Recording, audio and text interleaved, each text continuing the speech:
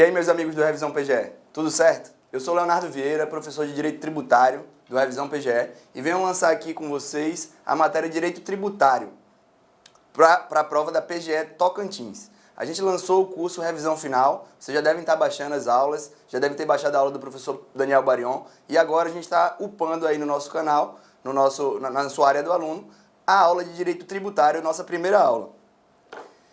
Vamos ver o seguinte, a prova é da PGE Tocantins. Em primeiro lugar, eu quero que vocês saibam qual o método da gente, qual o meu método para esse curso de revisão final, nessa reta final realmente aí até a prova da PGE Tocantins de primeira fase. Nós, do Revisão PGE, sempre fizemos os cursos de aulão. A gente sempre fez um aulão de véspera na prova, resolvemos agora fazer um curso que a gente chamou de revisão final. Então, a matéria de Direito Tributário, que é a matéria que eu vou ministrar para vocês, ela vai ser vista em alguns pontos do edital. Não trataremos, não esgotaremos toda a matéria do concurso de vocês, mas a ideia é, nessas aulas, a gente conseguir abarcar o que vai cair na sua prova. E aí vem a pedra de toque desse curso específico de Direito Tributário e também do nosso curso em relação a todas as demais matérias. Em relação a Direito Tributário, eu te garanto uma coisa, eu vou te dizer a forma que você vai estudar e a forma que você vai conseguir acertar, no mínimo, 50% das provas, das questões do seu concurso. Eu tenho um método, e é o método do revisão, em que você pode alcançar a nota máxima em Direito Tributário. Eu trago aqui para vocês a forma que você pode alcançar as 10 questões de Direito Tributário. Direito Tributário, em regra, nas provas da FCC, é uma matéria fácil. A matéria é fácil. Você consegue, em regra, fechar a prova de Direito Tributário. No máximo, você vai errar uma questão ou duas, se você seguir o método que eu trago agora para vocês. Então eu te pergunto, como acertar? Você se pergunta, como acertar as 10 questões de Direito Tributário da prova da PGE Tocantins? É simples, muito simples. Você vai ler e reler do artigo 96 ao 208 do CTN. Esses são os artigos que importam. Muita gente pega o CTN e fica lendo do primeiro até o 95, não serve para nada. Leia do 96 ao 208. Ainda tem artigos depois do 208, não leia. Leia do 96 ao 208. Você vai começar lá na parte de tributo, na definição, e depois você vai chegar no final até na parte de certidão negativa, na parte de administração tributária. Você vai ter que ler também a Constituição Federal. A Constituição Federal só são 18 artigos, 16 artigos, do artigo 146 ao 162. É fácil também. Essa é uma parte da Constituição que é um pouco complexa. Ela remete a muitos artigos, você acaba, na leitura de um artigo, você acaba remetendo para outro. Mas leia do 146 ao 162, que vai ser bom para você. Além disso, aí você pula aqui para o ponto 4, no qual eu te digo que você vai assistir as nossas aulas, o revisão final do Revisão PGE, em parceria com o LAC, e somando ao seu estudo do 96 ao 208 e do 146 ao 162, você vai, provavelmente, fechar a prova de Direito Tributário na PGE Tocantins. Lá na frente você me cobra, lá na frente quando acabar a prova da PGE Tocantins, você pode me procurar nas redes sociais, pode procurar a Revisão PGE e dizer o que é que você achou do que eu estou dizendo. Você vai precisar em algum momento complementar, a gente está na revisão final, não dá tempo de você pegar o livro do Ricardo Alexandre, que é o livro indicado por mim para o estudo, para qualquer prova de procuradoria, mas esse vai ser o seu material complementar. Quando você tiver alguma dificuldade, especialmente em conceito, você vai procurar o Ricardo Alexandre, que também é o material que eu usei para a minha aprovação na PGE de Mato Grosso, eu sou procurador do Estado de Mato Grosso, e é o melhor material de Direito Tributário, na minha opinião, disparado para concurso público. Vamos lá. Hoje, a matéria que vai ser vista aqui em Direito Tributário, ela é uma matéria simples. Eu trato de impostos e taxas, basicamente. Vou falar um pouquinho para vocês das noções introdutórias de Direito Tributário. Basicamente, a diferença entre imposto e taxa. E aí você que está vendo esse vídeo, você já pode pensar, vou pausar, vou para o próximo, que imposto e taxa eu já sei. Não pause, continue assistindo. Eu vou te provar daqui para o final do vídeo que o que parece ser fácil, que o que parece ser simples, não é. E é muito cobrado, é muito importante. Tenho certeza que uma questão da sua prova da PGE Tocantins está nessa minha aula e você vai acertar ela por ter visto a minha aula somente. Então vamos lá. Basicamente, você que é aluno do Revisão PGE, você que é aluno preparado para PGE Tocantins, você já sabe que o STF adotou a teoria da pentapartição. A teoria da pentapartição, dividindo os tributos em impostos, taxas, contribuições de melhoria, empréstimos compulsórios e contribuições especiais. Essa é a teoria que foi adotada pela jurisprudência. Ela foi definida como a teoria do ordenamento jurídico brasileiro. Se você vai no CTN, o CTN adota a teoria tripartite. Ele só fala em impostos, taxas e contribuições de melhoria. No entanto, foca nisso, pentapartição. Isso não vai cair. Isso não vai cair. Se é pentapartição, se é tri, se é bi, isso não vai cair. De todo modo, impostos, taxas, contribuições de melhoria, empréstimos compulsórios, contribuições especiais. O que é que importa e o que é que eu vou tratar nessa aula? Eu vou tratar nessa aula dos impostos e das taxas e vou trazer alguns pontos específicos sobre, especialmente, taxas. E eu vou falar só uma coisa sobre empréstimos compulsórios que vai fazer com que você acerte 90% das questões que tratam de empréstimo compulsório. Você vai ver daqui a pouco. Primeiro, vamos lá. O conceito de tributo, ele é importante para você entender o que é que está aqui. Então, o conceito de tributo é aquela prestação pecuniária compulsória em moeda ou cujo valor nela se possa exprimir,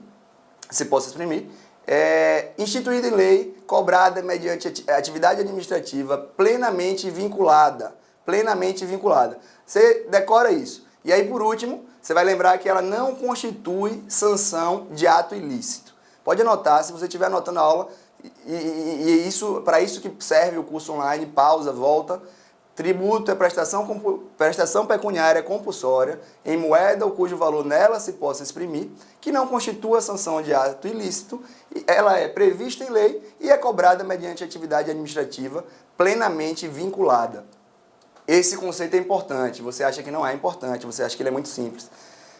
Pega esse conceito, leva para você. Lá na frente você vai ver que ele é importante. Vamos lá. Impostos. O que é que importa em relação a impostos na parte introdutória, na parte de conceito? É o seguinte: os impostos, diferentemente das taxas, que é o que eu estou aqui agora diferenciando daqui em diante, os impostos, eles não gozam de referibilidade. Eles são tributos contributivos. O que é que isso significa, basicamente? Significa que os impostos, eles são arrecadados não em função de uma atividade do contribuinte específica ou do Estado. Eles são também, por isso, de arrecadação não vinculada. Então, pela simples existência de alguma expressão monetária, por exemplo, a aquisição de patrimônio, aquisição de renda, você tributa o cidadão com o imposto de renda. Esse dinheiro arrecadado com o imposto de renda, por outro lado, ele não tem que ser investido especificamente naquele cidadão do imposto de renda por causa de alguma coisa, de alguma atividade prestada por ele. E por isso que ele é chamado de ut universi. Ele é a arrecadação do Estado em relação ao imposto, ela pode servir para qualquer situação da sociedade, basicamente segurança, saúde, educação, enfim, todas as atividades gerais do Estado brasileiro. Então, decora isso. Isso é importante decorar por quê? Porque, principalmente na questão da não vinculação, isso vai te facilitar na resposta das questões de taxas. As taxas elas representam o tributo mais cobrado nas provas de procuradoria. E algumas nuances em relação às taxas que veremos em breve. Falando de imposto, a gente vai tratar inicialmente da capacidade contributiva. A capacidade contributiva que é prevista na Constituição Federal, no artigo 145, parágrafo 1º. E também é importante você entender que nesse artigo 145, parágrafo 1º, existe uma distinção velada entre imposto e taxa. Que é o seguinte: o artigo 145 fala que, sempre que possível, os impostos terão caráter pessoal e serão graduados segundo a capacidade econômica do contribuinte, facultada à administração tributária, especialmente para conferir efetividade a esses objetivos, identificar, respeitar os direitos individuais e, nos termos da lei, o patrimônio, os rendimentos e as atividades econômicas do contribuinte. Fica atento ao seguinte: primeiro, os impostos terão caráter pessoal e serão graduados segundo a capacidade econômica do contribuinte. A primeira pergunta que eu te faço está aqui.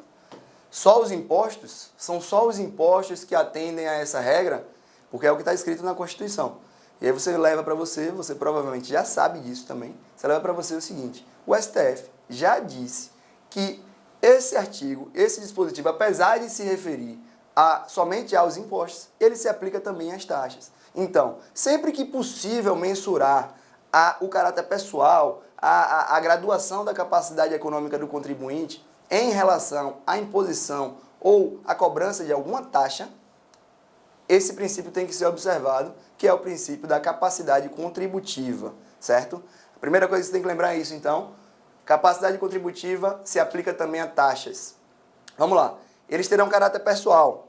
O que é que significa isso? Eles observarão, sempre que possível, a pessoalidade. Sempre observarão a situação do sujeito passivo da obrigação tributária. E aí eu digo, sempre que é possível. Em algumas situações, não é possível observar um caráter pessoal. E isso, basicamente, nos impostos reais, nos tributos reais. E a gente vai chegar lá daqui a pouco na diferença entre tributos reais e impostos pessoais. Então, vamos lá. Os impostos, eles terão caráter pessoal, aí você lembra, sempre que possível. E serão graduados segundo a capacidade econômica do contribuinte. Sobre capacidade econômica, e aí um pequeno parênteses para dizer o seguinte, o nome certo deveria ser capacidade contributiva do contribuinte, não capacidade econômica do contribuinte. Porque, na verdade, a capacidade econômica é aquela que o contribuinte ou o cidadão tem de simplesmente despender dinheiro. E, na verdade, o que a legislação constitucional busca prever aqui, na verdade, é a capacidade daquele que pode contribuir com o Estado, contribuir pagando imposto, pagando tributos. De todo modo, essa é uma questão meramente doutrinária, uma discussão doutrinária, se o nome seria capacidade econômica ou contributiva. Então, eles serão graduados segundo a capacidade econômica do contribuinte. Sempre, decore isso. Caráter pessoal, sempre que possível, tem alguns tributos que não têm essa possibilidade. E segundo a capacidade econômica, sempre. E aí eu te digo, a decisão do STF que é essa que está aqui.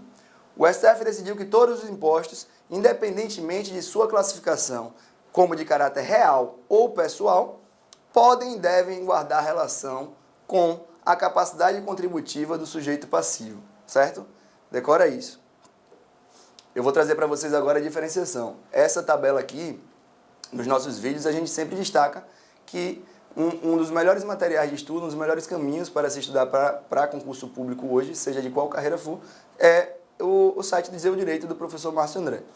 Essa tabela aqui, por respeito ao Márcio, ao professor Márcio, o site Dizer o Direito, lá você pode buscar essa diferenciação num tópico que a gente vai falar mais à frente. Você joga lá no Google, entra no site do Dizer o Direito, vai ter a análise do julgado da jurisprudência, em que se definiu que o ITCD ele pode ter alíquotas progressivas. Lá na frente a gente vai ver isso ainda nesse curso. É uma jurisprudência que muito provavelmente pode vir na sua prova da PGE Tocantins. Então, basicamente o seguinte, essa é uma distinção válida para essa aula ainda. A distinção mais profunda a gente vai tratar quando tratar do ITCD. Mas, de toda forma, nos impostos reais, que são aqueles em que você não analisa detidamente a situação pessoal do sujeito passivo, como eu acabei de dizer no caso do imposto de renda, por exemplo, o imposto real seria o IPVA, não importa quem é o sujeito passivo, importa o veículo dele. Você se atém ao objeto e não à pessoa. Então, a capacidade contributiva nos impostos reais, ela é observada por meio do princípio da proporcionalidade. Já nos impostos pessoais, a capacidade contributiva por meio da progressividade. Proporcionalidade de um lado, progressividade do outro. Proporcionalidade, você pensa, base de cálculo variável e alíquota fixa. E aí você alcança o princípio da capacidade contributiva assim. No caso da progressividade, é o que a gente observa, por exemplo, no imposto de renda. Quem ganha mais, paga mais. Base de cálculo variável e alíquota variável. Vamos lá. A gente tratou do que importa em relação ao imposto nessa questão mais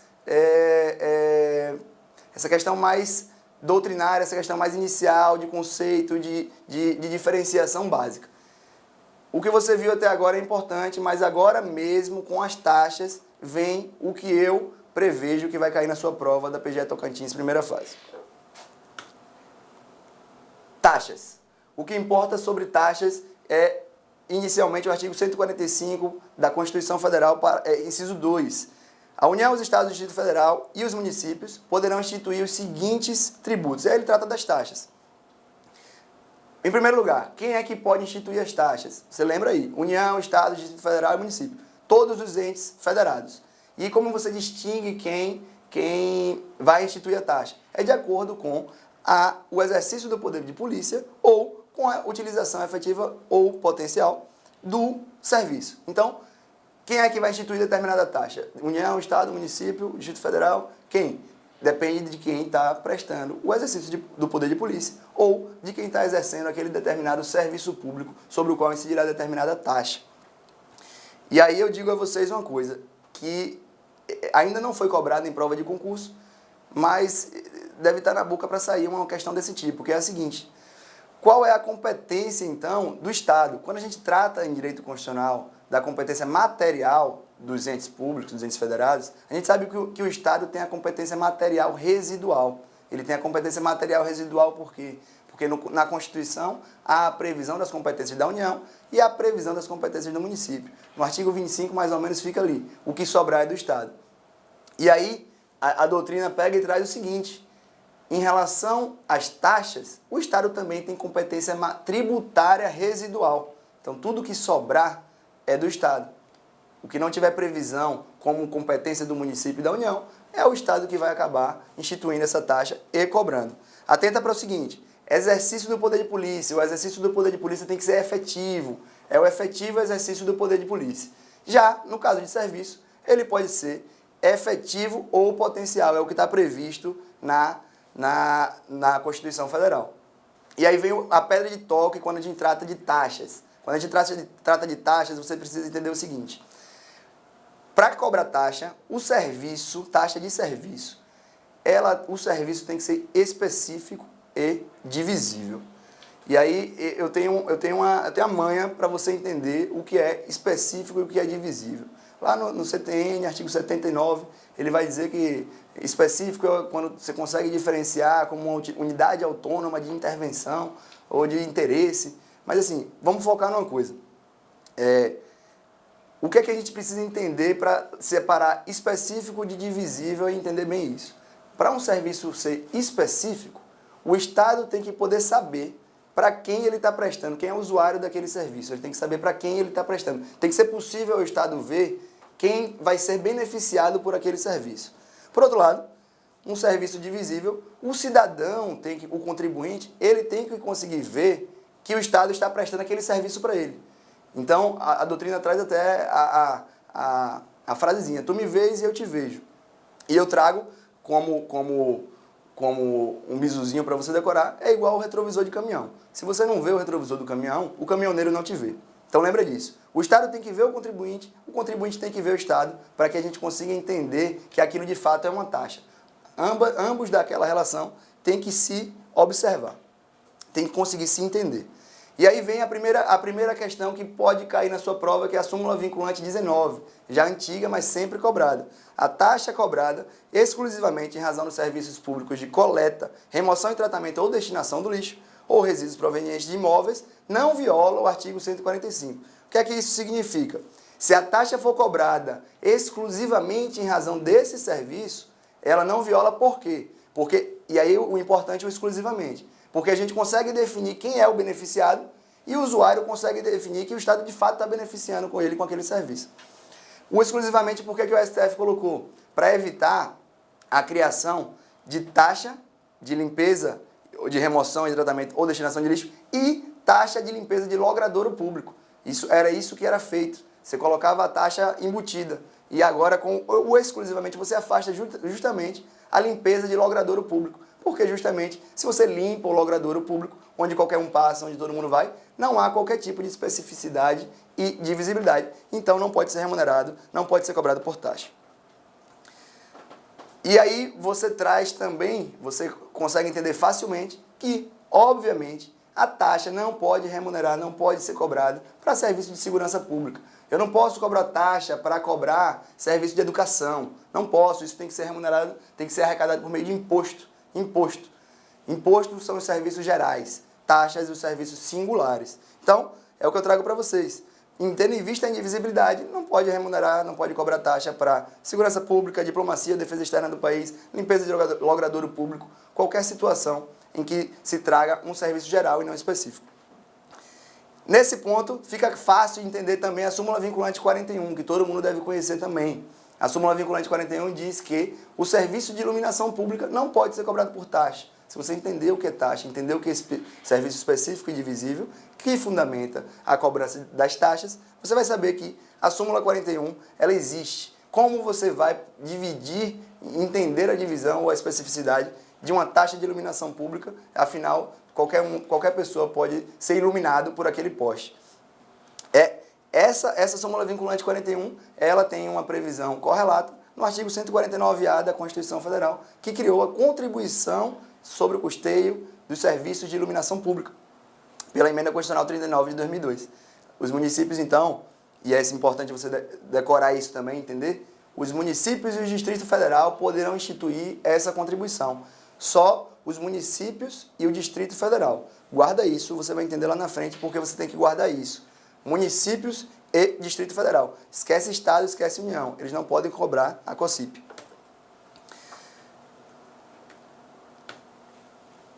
Mais um ponto, e esse ponto foi cobrado recentemente numa prova da FCC.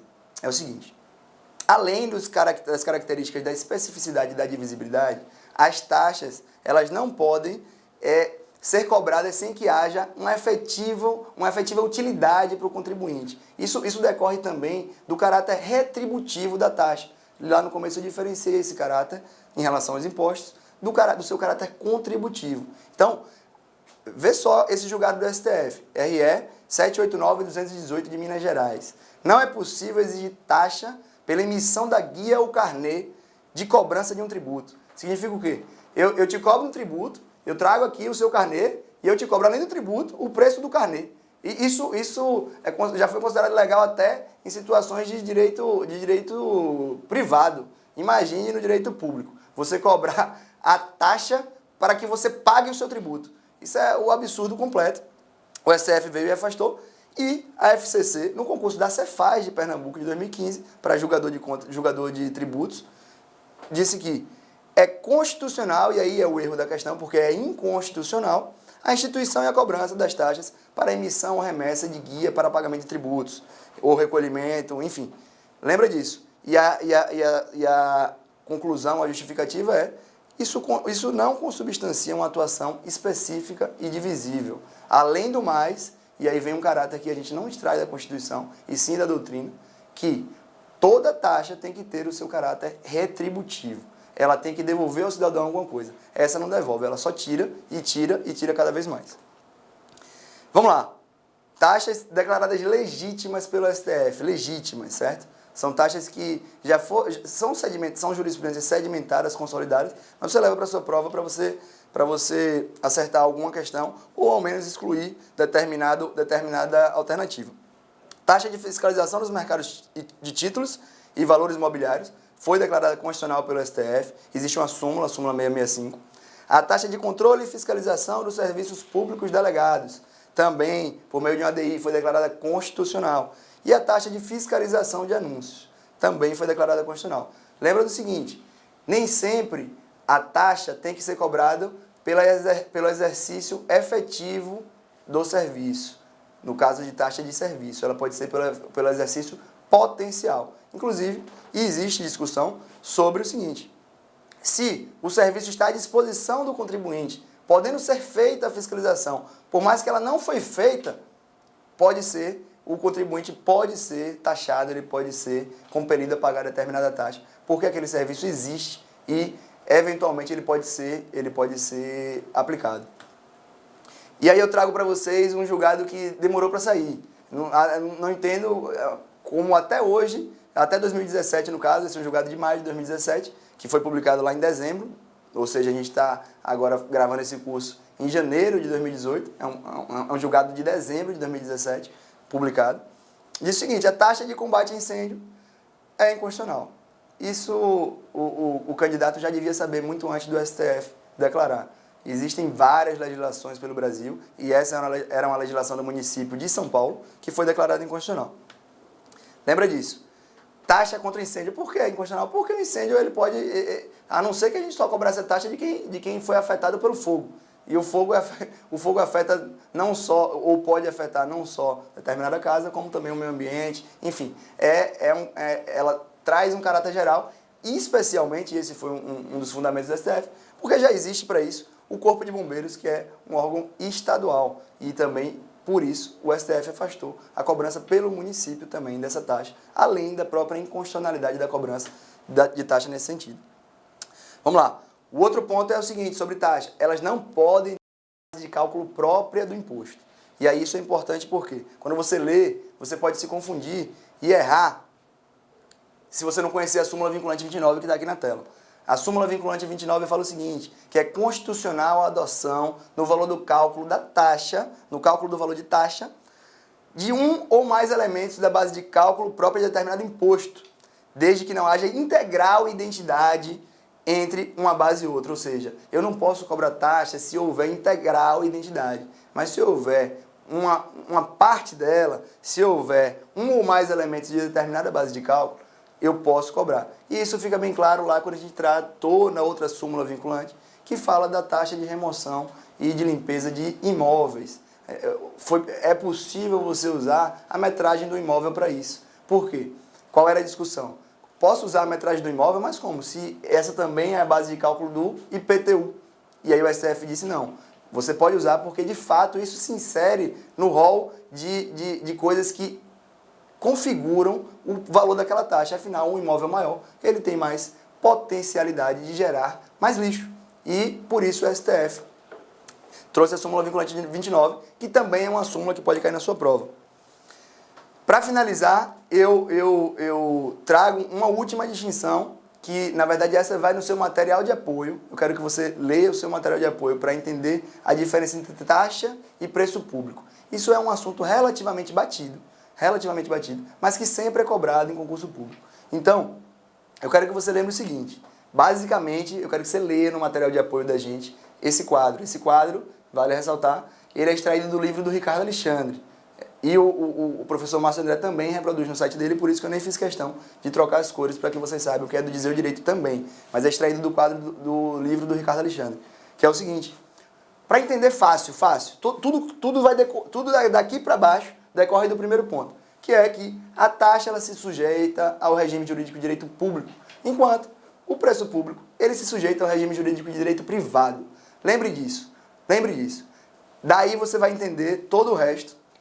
E eu peço que você acompanhe essa tabelinha no seu material de apoio. Ela é autoexplicativa, ela é suficiente para você acertar todas as questões. E aí agora eu te pergunto o seguinte, você assistiu a aula toda, nossa aula está acabando, e você deve ter pensado, mas eu sabia muita coisa disso, isso não cai, isso já passou, isso é um assunto que é muito simples, não precisava estar nessa aula final de revisão. E eu te digo que não, a gente já viu uma questão que caiu em 2015, uma questão de uma das jurisprudências. E agora eu vou te mostrar como pode ser ridícula uma prova de direito tributário, como ela pode ser fácil. Ela pode ser muito fácil. E ela é fácil desse jeito. Você acaba de ganhar uma questão da PGM Campinas com uma aula de... A gente está agora em 30 minutos, porque eu ainda falei muito e ainda perdi um tempo, ou ganhamos esse tempo falando um pouco do concurso, falando um pouco do nosso curso. É o seguinte, se liga nessa questão. Em relação a tributos, é correto afirmar PGM Campinas 2016, FCC, a mesma banca que você vai fazer a PGE Tocantins. Os estados, os municípios e o Distrito Federal poderão instituir contribuição para a iluminação pública. Eu disse a você, lá atrás, que era só município e Distrito Federal. Elimina essa questão. Letra B, tributo é toda prestação pecuniária compulsória, é o conceito de tributo. Aí ele vem e fala, que constitua a sanção de ato ilícito. Que constitua a sanção de ato ilícito. Está aí o erro. Fácil de eliminar a letra B também. Letra C. As taxas são tributos instituídos em razão do exercício do poder de polícia ou pela utilização efetiva ou potencial de serviços públicos específicos e divisíveis prestados a contribuinte ou postos à sua disposição. É o conceito que a gente trouxe nessa aula, mais simples impossível. E também é fácil entender as demais porque são erradas. Letra D. A natureza jurídica específica do tributo é determinada pelo fato gerador. Artigo 4º do CTN. Está certinho. Só que no final ele vem e diz que é relevante para qualificar a destinação legal do produto. Não é relevante, é justamente o contrário que está previsto lá no CTN. E por último, eu te digo agora o que eu deixei lá no começo, no primeiro slide, quando eu falei que só tinha uma coisa para eu te dizer sobre empréstimo compulsório. Só uma, que vai cair em toda prova de concurso público e de advocacia pública. O empréstimo compulsório, ele é definido por lei complementar. E a letra E diz que a União, mediante medida provisória, poderá instituir empréstimo compulsório. Lembra do seguinte, empréstimo compulsório, lei complementar. Imposto extraordinário de guerra é possível por medida provisória. Lembra disso. É isso, gente. Essa é a nossa primeira aula de Direito Tributário do curso da PGE Tocantins. Continua seguindo a gente, vamos para a próxima aula. A gente vai ter em torno de 12 aulas, 12 a 15 aulas sobre direito tributário. A gente vai esgotar o tema naquilo que de fato cai na primeira fase. E eu garanto a você, 10 questões na prova de direito tributário, você vai acertar as 10 com o nosso método de estudo. Um abraço.